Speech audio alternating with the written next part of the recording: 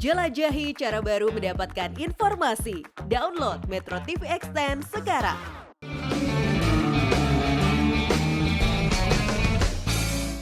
Sesajen ini kan dulu sempat muncul di media sosial viral ketika ada yang menendang sesajen, dianggap syirik lah, musyrik lah, saya nggak tahu pengertiannya, tapi ada orang yang keberatan dengan sesajen-sesajen seperti ini. Kemudian soal pawang hujan, sama dilihat syirik. Nah, tapi panjenengan kan bilang nggak ada masalah itu sebenarnya, ya. Nah, bagaimana pandangan Anda sebagai seorang kiai, sebagai seorang muslim, ya, sebagai pendakwah, ustadz, gus, melihat soal sesajen aja dulu. Sesajen ini ada yang pro dan kontra. Kalau Anda sendiri? Jadi sesajen itu sesungguhnya kan persembahan, ya kan? Nah, dulu, nenek moyang kita itu ada beberapa jalan survival. Seperti nyangkul. Nyangkul capek, akhirnya pelihara sapi. Sapi kan harus dikasih makan. Sekarang traktor. Traktor kan harus dikasih bahan bakar.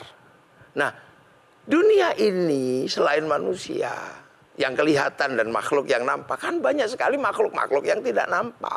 Nah, di zaman itu sistem survivalnya banyak berhubungan dengan makhluk-makhluk di luar manusia.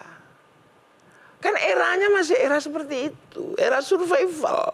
Nah, itu sebenarnya tanggung jawab kiai untuk memutus mata rantai itu. Maka kiai harus memahami dunia itu. Dulu nenek moyang kita bagaimana yang ditembak Belanda nggak mempan. Bagaimana kemudian ada yang tahu-tahu suruh ngambilin kelapa, tapi bukan manusia. Nah, makhluk-makhluk ini kan juga harus dikasih makan dulunya. Nah, kita ini dikasih tanggung jawab. Kita ajak ngomong makhluk-makhluk itu, kamu sekarang sudah bukan waktunya lagi makan. Karena nenek-nenek anak-anak sekarang sudah punya teknologi di luar teknologimu.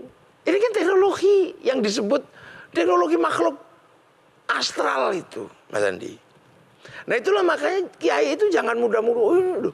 Dulu sebelum ada agama yang diajarkan oleh Rasulullah masuk sini, nenek moyang kita itu biasa berhubungan dengan kayak gitu. Ngangkat batu gede sebelum ada traktor, bulldozer, pakai apa? Mereka pasti juga minta sesuatu. Nabi Sulaiman, iya kan kelasnya Nabi, bangun istana Salomon itu gede-gede, pakai makhluk seperti itu. Berhubung Nabi, dia nggak minta jatah, nggak minta upah. Tapi tempat kita yang orang biasa, makhluk begitu minta upah. Dalam bentuk sesajen itu. Dalam bentuk sesajen itu awalnya. Nah, tugas kiai menego sebenarnya. Jangan memusyrikan, jangan mengkafirkan, jangan mengatakan itu nggak ada. Karena kamu datang belakangan. Kamu nggak pernah bertanggung jawab pada survivalnya mereka sebelum kamu datang. Jadi agama juga jangan sombong dong. Jangan angkuh. Kan gitu. Ini kan baru datang. Peradabannya sudah ada. Tiba-tiba langsung sapu bersih. Nggak bisa begitu. Nenek moyang kita sebelum agama itu datang, survivalnya seperti itu. Maka ada di dalam tradisi pesantren mempelajari ilmu-ilmu untuk memutus mata rantai itu. Agar apa? Agar dia berhenti.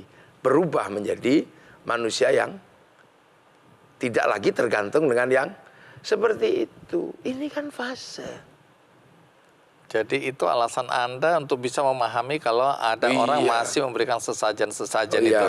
Oke, jadi melihatnya nggak bisa dari satu perspektif aja itu agama gitu. Nah, itulah tugasnya ulama, tugasnya kiai. Jadi ibaratnya momong manusia itu dohiron wa batinan, dari yang kelihatan dan yang nggak kelihatan. Apakah itu pula termasuk yang membuat Anda juga waktu itu seakan-akan ya bisa memahami ketika ribut-ribut soal pawang. Karena di motor GP itu, nah itu kan ribut, ada Mbak Rara, pawang supaya nggak hujan, ya. Nah, kan orang banyak bilang, wah ini nggak bisa ini, ya syirik lah, musyrik lah, macam-macam tanggapan negatif ya dari perspektif agama. Nah, tapi kan Anda salah satu yang mengatakan nggak ada masalah sebenarnya ini. Nah, apakah itu alasan yang sama? Ya, air hujan itu misalnya kan bisa turun ketika ada air. Tapi ketika tidak ada air, bisa dibikin air hujan pakai teknologi. Artinya ini kan sesuatu yang sederhana saja. Jadi manusia bisa mengatur bagaimana hujan itu turun karena dia air. Air itu molekulnya bisa dipahami oleh manusia. Jadi ketika manusia bisa memahami molekul air, dia bisa bikin. Makanya ada apa yang bawa pesawat itu. Nah, dulu nenek moyang kita lebih efektif. Bahwa ada molekul-molekul dan partikel-partikel yang bisa tabrakan. Nah, itulah berdoa kan. Hanya masalahnya ketika motor GP tidak ada kiai yang datang, udah deh biar saya aja yang berdoa, biar gak hujan, kan gak ada yang begitu. Akhirnya panitianya nyarinya yang pawang hujan. Coba tiba-tiba kalau ada ustadznya yang datang, ya sudah, kamu ini. Itu kan sama dengan mengatakan, ada orang mengatakan bank haram. Tapi ustadz yang mengatakan ketika yang utang bank itu datang ke tempat ustadz, ya udah daripada banknya haram, udah kamu aja yang saya utangi, kan gak juga. Nah, itu problem, dan itu di tengah masyarakat kita. Itu masih ada. Jadi yang kayak gitu mesti dipahami, dan itulah makanya itu tugas kiai. Makanya kiai itu kan tugasnya banyak, karena di Jawa itu kiai itu kan ada yang juga cuman manusia, Mas Andi. Ada kebo juga kiai selamat. Iya kan? Ada tombak kiai pleret. Jadi makanya multidimensi ini disematkan kepada seorang ulama. Yang dalam bahasa Jawa disebut kiai agar bisa mewakili mata rantai ini seperti apa. Mata rantainya tombak kiai pleret, mata rantainya tombak kebu kiai selamat, mata rantainya kiai haji. Kan gitu. Nah, simpulnya akhirnya kan ada pada ulama. Nah, jadi ulama makanya oleh para orang tua dulu, para wali disebut kiai itu agar bisa memahami arus masyarakat yang berada di kiai selamat, arus masyarakat yang ada di kiai pleret. Makanya tidak disebut ustadz. Kan gitu. Makanya tempatnya langgar. Karena di situ punya dinamika apa saja agar umat bisa masuk berada di situ. Kalau musola hanya tempat sholat. Makanya kiai itu langgar. Muridnya ya macam-macam. Kalau tilmidun, muridun itu hanya belajar agama. Tapi kalau santri itu ya isinya ada yang sambat nggak punya uang, ada yang problemnya. Makanya namanya sudah kiai. Makanya karena kiai dulu dipakein jubah. Tapi karena ustadz dipakein jubah, begitu kiai jubahnya dipotong kan. Baju syar'i dipotong, potongannya jadi syar'un ini. Dulu di Jawa nggak punya huruf ain, punyanya mogo potongo, maka syar'un jadi sarung. Loh, kan orang nggak boleh, jadi lebur bersama masyarakatnya. Maka sebutannya kiai. Sehingga dia harus memahami dimensi kiai-kiai yang lain.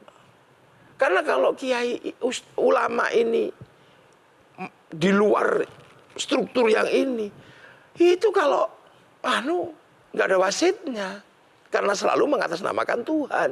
Makanya oleh para orang-orang, oleh nenek moyang kita diturunkan, kamu itu kiai.